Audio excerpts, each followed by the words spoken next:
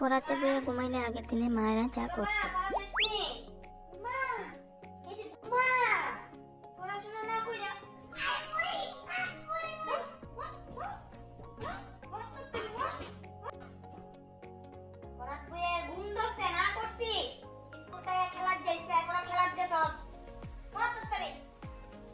এখনকার দিন মায়েরা যা করে, আরে সারাদিন স্কুল কইরা পড়তে পড়তে বাবাটা ঘুমাই গেছে।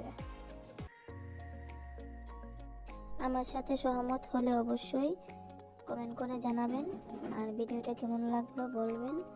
আর চ্যানেলে নতুন হয়ে থাকলে অবশ্যই সাপোর্ট করে পাশে থাকবেন। তো আজকের মতো টাটা, বাই বাই।